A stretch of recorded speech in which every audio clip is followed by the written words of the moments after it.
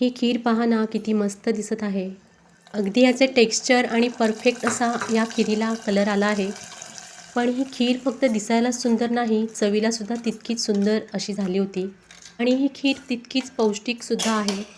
आणि मुख्य म्हणजे ही खीर ना कमीत कमी साहित्यामध्ये आणि कमीत कमी खर्चामध्ये तयार होते. आता श्रावण महिना जवळच आला आहे आणि रोज नैवेद्याला काय गोड करायचे याचा जर का तुम्हाला प्रश्न पडला असेल, तर ही खीर तुम्ही जरूर करू शकता. अगदी मोजक्या साहित्यामध्ये ही खीर बनवून तयार होते आणि चवीलासुद्धा अगदी मस्त अशी ही खीर तयार होते. या खिरीवर वरून दूध घालून खा किंवा बिन दूध घालतासुद्धा ही खीर चवीला एकदम मस्त अशी लागते. आणि ही खीर तुम्ही करून ठेवली ना तर फ्रीजमध्ये 4 ते 5 दिवस अगदी व्यवस्थित राहते. पाहिजे तेव्हा गरम करून आणि दूध घालून आपण खाऊ शकतो. चवीला एकदम भारी लागते. चला तर जास्त वेळ न दवडता रेसिपीला सुरुवात करूया.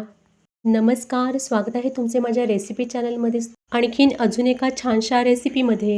ही खीर आपण घरच्याच गव्हापासून करणार आहोत. जो आपण चपातीसाठी गहू वापरतो त्याच गव्हापासून आपल्याला ही खीर तयार करायची आहे. त्यासाठी इथे मी 1 वाटी गहू घेतले आहेत. हे गहू आता एका वाडग्यामध्ये घेऊन 2 ते 3 वेळा स्वच्छ असे धुवून घ्यायचे आहेत. आता हे गहू 1 तासभर असेच भिजत ठेवायचे आहेत.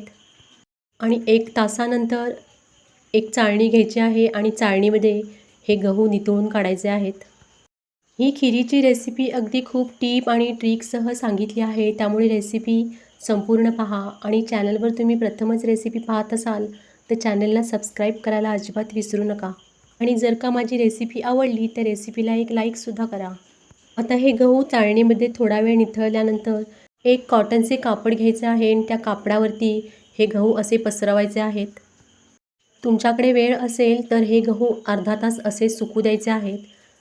नाहीतर असे हे गहू व्हिडिओत दाखवल्याप्रमाणे पुसून घ्यायचे आहेत. म्हणजे गहू ना थोडे कोरडे झाले पाहिजेत. असे केल्यामुळे गव्हाचा जो कोंडा असतो तो व्यवस्थित असा निघतो. आता हे कोरडे झालेले गहू आहेत ते मिक्सरच्या भांड्यामध्ये घालायचे आहेत आणि हे गहू मिक्सरला लावून जाडसर असे वाटून घ्यायचे आहेत.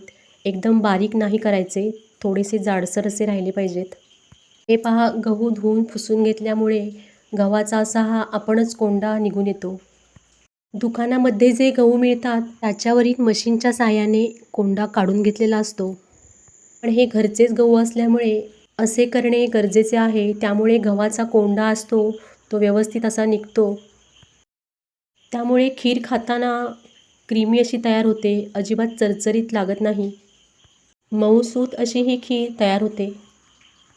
आता हे बारीक केलेले गहू आहेत ते एका डिशमध्ये घ्यायचे आहेत आणि व्हिडिओत दाखवल्याप्रमाणे पाकडून घ्यायचे आहेत.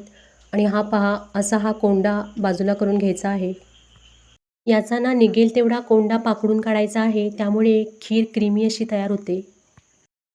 आता एका पातेल्यामध्ये पाणी घ्यायचं आहे आणि हे जे आपण वाटलेले गहू आहेत ते या पाण्यामध्ये घालायचे आहेत. आणि 1-2 तास तरी हे गहू भिजत घालायचे आहेत किंवा तुम्ही ओव्हरनाईटसुद्धा घालू शकता. असे केल्यामुळे खीर व्यवस्थित अशी शिजली जाते. त्यातले गहू अजिबात कडक लागत नाहीत. व्यवस्थित मऊसूत असे गहू शिजले जातात. आता हे गहू आहेत ना ते थोडा वेळ असेच हलक्या हाताने धुवून घ्यायचे आहेत आणि त्यातील पाणी आहे ते काढून घ्यायचे आहे. म्हणजे त्या पाण्याबरोबर जो काही उरलेला कोंडा आहे तो पाण्याबरोबर निघून जातो. आता पुन्हा ह्या गहू असलेल्या पातेल्यामध्ये पाणी घालायचं आहे आणि पातेल्यावरती झाकण ठेवून कमीत कमी 2 तास किंवा ओव्हरनाईट हे गहू छान असे भिजू द्यायचे आहेत. हे पहा, आता दुसऱ्या दिवशी गहू छान असे भिजले आहेत. बोटाने दाबून पाहिले तर गहू छान असे भिजले गेले आहेत. बोटांना मऊसूत असे गहू लागत आहेत आणि त्यातून दूधसुद्धा बाहेर येत आहे. असे हे गहू भिजवून घेतल्यामुळे शिजण्यासाठी फारसा वेळ लागत नाही. 2 ते 3 शिट्ट्यांमध्ये हे गहू छान असे मऊसूत शिजले जातात. आणखीन गॅसची पण बचत होते असे केल्यामुळे. आता हे भिजलेले गहू आहेत ते कुकरमध्ये घालायचे आहेत आणि पुरेसे पाणी घालून हे गहू शिजवून घ्यायचे आहेत. इथे मी एका वाटीसाठी 4 वाट्या पाणी घातले आहे. तुम्हाला हे पाणी गव्हाच्या क्वालिटीनुसार कमी किंवा जास्त लागू शकते. आता कुकर गॅसवर ठेवून त्यावरती झाकण लावायचे आहे आणि याच्या मीडियम गॅसवर 3 ते 4 शिट्ट्या काढून घ्यायच्या आहेत. आणि पहा, कुकर गार झाल्यानंतर मी झाकण काढले आहे. गहू छान असे शिजले गेले आहेत, तुम्ही पाहू शकता. अगदी मऊसूत गुरगुरीत असे शिजले आहेत. हे पहा, मी तुम्हाला जवळून सुद्धा दाखवते. पहा कसे मस्त असे गुरगुरीत शिजले आहेत. असेच गुरगुरीत गहू आपल्याला शिजवून घ्यायचे आहेत, म्हणजे खीर मस्त अशी क्रीमी होईल. जर का गहू व्यवस्थित शिजले नाहीत ना, तर आणखीन 2 शिट्ट्या तुम्ही काढून घ्या. आता यामध्ये 1 वाटी गूळ घालायचा आहे. 1 वाटी गहू होते, त्यामुळे 1 वाटी गूळ इथे मी घातला आहे. तुम्हाला गोड किती हवे त्या प्रमाणात तुम्ही गूळ घालू शकता. आता एका छोट्या कढईमध्ये 2 चमचे तूप घेऊन, तूप थोडे गरम झाल्यानंतर यामध्ये सुक्या खोबऱ्याचे किंवा ओल्या खोबऱ्याचे तुकडे घालायचे आहेत आणि थोडेसे ड्रायफ्रूट घालून छान असे गुलाबी रंगावर तळून घ्यायचे आहेत. ड्रायफ्रूट थोडे गुलाबी झाले की यामध्ये आवडीनुसार बेदाणे घालायचे आहेत आणि अर्धा चमचा खसखस घालायचे आहे. खसखशीमुळे सुद्धा खिरीला स्वाद छान येतो. आता हे तळलेले ड्रायफ्रूट आहेत ते या खिरीमध्ये घालायचे आहेत. पहा, मस्त अशी चुरचुरीत ड्रायफ्रूटची खिरीला फोडणी बसली. पहा खीर किती मस्त दिसत आहे ना, कलर तर एकदम भारी आला आहे. आता यामध्ये चिमटीत बसेल एवढे मीठ घालायचं आहे.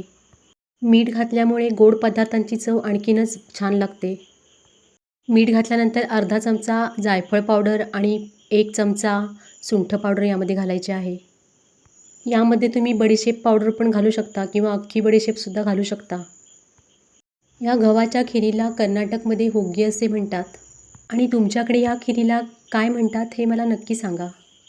बरीचशी देऊळ किंवा गुरूंचे जे मठ असतात त्यामध्ये गोड पदार्थ म्हणून गव्हाच्या खिरीचा प्रसाद असतो. तो सुद्धा चवीला एकदम मस्त असा असतो. तुम्हीसुद्धा कधीतरी खाल्ला असेल. या खिरीला लागणारे सर्व साहित्य कॅप्शनमध्ये दिले आहे, नक्की चेक करा. आणि अशी पौष्टिक गव्हाची खीर तुम्हीसुद्धा करून पहा. हे पहा, मस्त अशी गव्हाची खीर तयार झाली आहे. आता ती मी सर्व करत आहे. अशी ही गव्हाच्या खिरीची रेसिपी तुम्हाला आवडली असेल तर रेसिपीला एक लाईक करा. चॅनलवर नवीन असाल तर चॅनलला सबस्क्राईब करायला अजिबात विसरू नका. आणखीन बाजूला दिलेल्या बेल आयकॉनवर क्लिक करा, म्हणजे येणाऱ्या व्हिडिओची नोटिफिकेशन तुम्हाला सगळ्यात अगोदर मिळेल. आणि पुढील मी केलेली कोणती रेसिपी तुम्हाला पाहायला आवडेल हे पण मला कमेंटमध्ये सांगा. ही रेसिपी तुमच्या नातेवाईकांमध्ये नक्की शेअर करा. आणि तुम्हीसुद्धा अशी मस्त क्रीमी आणि पौष्टिक खीर करून पहा. आणि माझी रेसिपी पाहिल्याबद्दल सगळ्यांचे खूप खूप धन्यवाद. आता भेटू पुढील रेसिपीमध्ये. तोपर्यंत नमस्कार.